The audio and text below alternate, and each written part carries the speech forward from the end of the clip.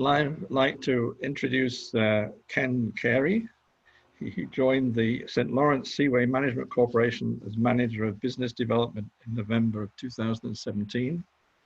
Ken's role at the Seaway is to support the Highway H2O membership to develop expanded use of the Seaway system. Ken was with CP Rail for 14 years in increasingly senior sales positions and spent the last 5 years with CP and the Canadian Pacific Logistics Solutions team, a team of solution design specialists tasked with growing the specialized non-asset division within CP. His more recent position was with the Wheels International as Director of Business Development. Wheels International is a truck, rail, warehouse, and freight forwarding company. And he's a graduate of McMaster University and holds professional designations in sales and a proud holder of the CCLP designation. So welcome, Ken, please. Okay, thank you very much for that introduction. You can hear me okay, Keith? We're good? Yep. All right, excellent. And I'll just start to share my screen. So one sec.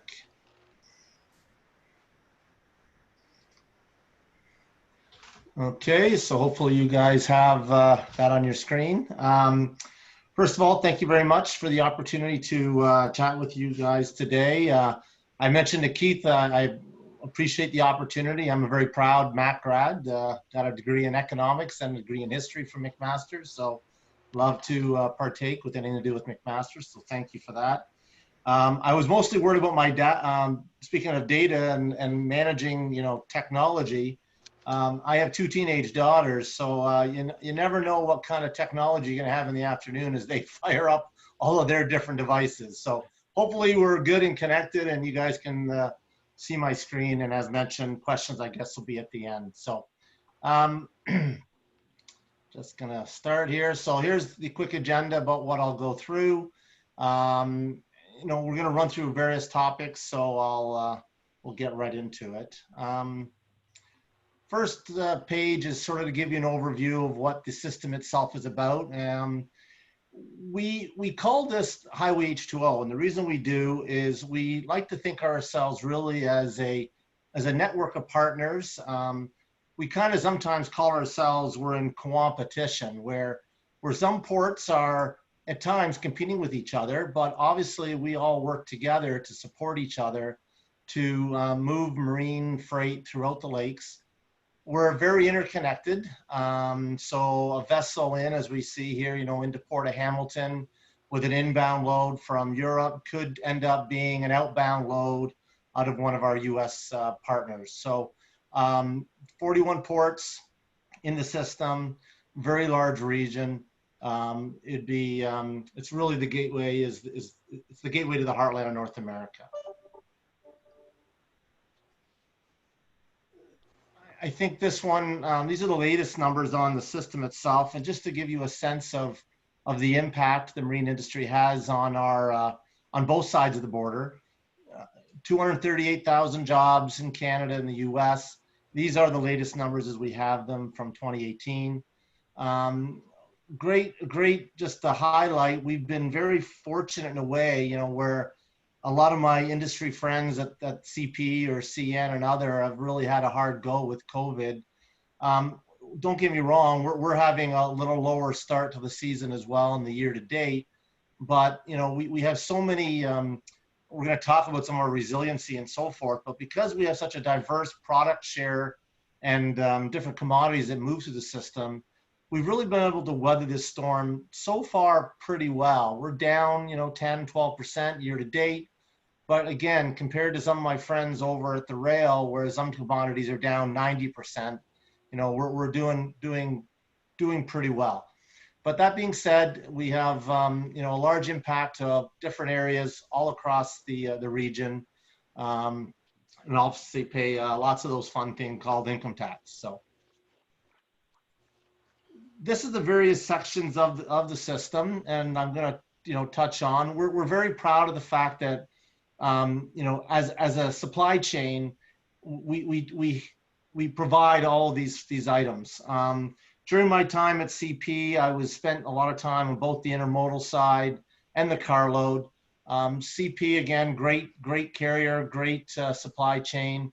But they too would have issues where they would run into, derailments or equipment supply challenges. So we like to leverage our entire network, like I said, the H2O network, to really give ourselves a very strong place in the market.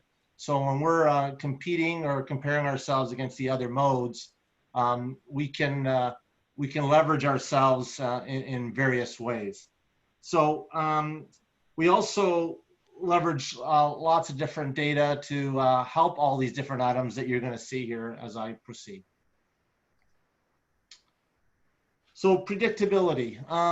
One of the things we're very, very proud of is, when we're open, and I'll show a slide in a moment talking about our availability. But one of the things we know in supply chain, again, my experience with the rail and other, shippers want to know, what they can count on. So we've used a lot of different weather data, historical information, whatever we might need to use to provide as much notice to the opening and closing dates as we can. Obviously, we're playing in an outdoor sport, so these things can change. We all know we've had some crazy winter trends in this world of ours. In case in point, if you look at the graph on the right side, the navigational season length, call out a couple of things. One, the positives, we're trending to continue to lengthen our season. When I'm out in the market, one of the biggest things and challenges I often receive as a system is we do close. I think, again, for everyone on the phone or on the screen, I think everyone should be aware, the canals do close down due to ice, usually end of December till about the third week of March. However, as these both lines show, both for the Montreal Lake Ontario section, which is again the Montreal and the US locks, and the Welland Canal, both are trending in the right direction. We're trying to increase our season, continue to make ourselves competitive, to add value to our shippers and to our carriers so they can leverage their assets as long as possible. The two little spikes though in the graph, just call out because someone may notice it. One of them is for the MLO. That's where we had severe ice back a couple of years ago. It was my first winter on the job. And we did learn a lot. It was not a planned in that case. However, we learned how to deal with many things with the ice and how we can manage through those extreme situations. The other line is the Welland. If you notice, it's jumped up. We were proud last year to start a pilot program that we're continuing this year to extend the season by a week. Our goal really is to try to line up with the Soo Locks, which is January 15th. We're taking steps at a time to see, what volume will be there. Obviously, we are relying on the shippers to bring the volume and the carriers to move it. So we're going to track that, but we're continuing to watch that and try to grow our business by extending the season. I mentioned reliability, and so these are one of the things I'm very proud of, is once we're open, we are open. Respectful of my U.S. Corps of Engineer partner here, I was recently speaking at an event down in the U.S., and I talked about the fact that, we average the 99% you see in the bottom left there. Some of the locks up and down the Mississippi, they're more in the 60% range. So for shippers, that obviously causes mayhem to their supply chains, cost, dwell time, rail assets, on and on. So one thing is, again, we leverage data to make sure we're hitting our performance. We're providing that guarantee, for the system, to make sure that shippers know when they're in and we're open, they will not be impacted by delays. Things do happen. The chart on the right, I'll just touch on briefly. That's really our risk index measure. Again, we use a lot of data to manage what the risk could be from our system. The 5,000 is an industry target that's used internationally. And you can see where we take all of our assets and we put them through a process to manage the risk. And we continue to drive that number down. Again, reduced risk means better reliability for our carriers and our partners. Reliability, I'll mention briefly, touch on a couple things here. We've had a lot of different technology we've leveraged over the last couple of years. Again, I'm going to hopefully show you guys a quick video at the end that will touch on some of these. So I think it's probably best to say, you know, we talked about AIS, we'll mention as well in our video, but 3D navigation is a critical one as well for draft. Currently, we have lots of high water, and I am one of those property owners. I have a cottage in Turkey Point that's been impacted by high water. So, but right now we do leverage that to help maximize drafts so that vessels can max out their cargo going through the system. We have other technologies here as well that have given us lots of ability to improve service and be reliable. So vessel self-spotting, that's basically showing them as they approach the walls of the locks. We have our hands-free mooring, which is, again, most people should know about that by now in the market, but that's revolutionary technology where we're able to use technology to secure vessels, to raise or lower them. It's ironic enough, who would have thought that this would also be a great way to help us around the current COVID situation, where crews could work remotely and not be out there working lines and what have you. So that's something we never probably thought of, at least I don't think they thought of a few years ago when they were putting this together. This one here gives you a great idea, and I just want to share this. This is showing the breakdown of delays, and again, we leverage data. So we're constantly trying to see how can we improve. Even though I showed you that stat at 99%, we know we can improve. So this is just to give you a sense of, in 2019, where the delays occurred. And I don't mean to call out, you know, we've had some delays around pilot, waiting for pilots to onboard vessels or what have you. We have environmental, again, I touched on that, you know, high wind, different elements, outdoor sport. So you do run into environmental challenges as well. The system unavailable, that is the Seaway. That's where we are actually also working on ways. Can we leverage the data when ships come through the locks to maybe time maintenance better? Work on projects so that way then we're not holding anybody up. Because even though we're in that 4 percentile, you know, can we improve that? And we want to continue to work those numbers because you can always improve. Fluidity. One thing we are, again, quite proud of is our ability to be fluid with the system. I know Ian's going to speak briefly about Port of Hamilton, but they're a great port partner for us. We want to work with ports like them and others to make sure that, you know, there's never an issue with changing the supply chain or making sure we have capacity. So if Ian has an outbound opportunity, you know, how can we support him and his stakeholders to grow? Currently, we're only operating at 50% of our capacity. We can pass more ships through the locks. We want to take more traffic from, you know, over the road, the rail, where possible. Again, leveraging marine, we know the environmental impacts, we know our safety record. So we definitely want to make sure that we're able to do that. Again, leveraging data to maintain high efficiency and fluidity.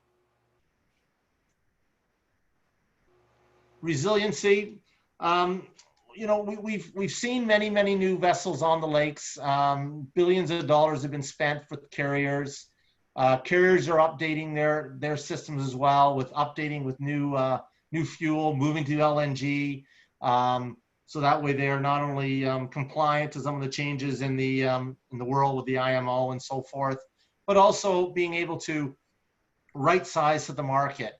I spend a fair bit of my time in my role that I'm going to touch on more in a moment, but just to give you a flavor now, in working with carriers all over the world to introduce them to the Seaway, bring them in, educate them, talk about the opportunities that might be at the Port of Hamilton again or other throughout the lakes on both sides of the border. And really, we want to show them that, you know, we have a strong market. Again, I mentioned with the world economy struggling, we had a conference call a few weeks ago, and we had one of these carriers on there, and they talked about the fact that the Great Lakes market was one of the few markets, using his words, where the lights were on, where other places have shut down. So we are we're trying to make sure that we are very resilient and continue to add capacity to the system. So this catalyst role really touches on where I spend most of my time. I'm really out there in the market, working with the ports, the carriers, industry partners. For example, I had a conference call this morning with a very large grain organization out of the US. I am nonpartisan with respect to Canada, the US. I support both sides of the border because any vessel coming through is good for us. And we charge a toll. That's the way the Canadian Seaway generates revenue. We're not for profit, but we do charge a toll. And so I leverage all these different parties. And one thing I should share, with data as far as industry data, rates, information like that, volume. Lots of the carriers obviously want to keep that very close to their vest. They don't want it publicly in the market where they might be traveling empty or in ballast. So they'll work with people like myself because they know that we'll be very discreet and respectful of their request. At the same time, they can tee me up, so to speak, and let me know, Ken, I'm going to have some capacity out of Lake Erie in the fall, or what do you got out of Hamilton in June, or what have you. And so we work with them to find the right shipper. At the same time, obviously being very discreet with the information they're sharing with us, very confidentially. And that's, thank you very much. Now I don't know if we've got, I think I'm just on my time. If it's okay, I'm gonna play a quick, just a 2-3 minute video for you. So let me just bring this over here. Hopefully I can do that, all right. And away we go. Hopefully you guys can hear it.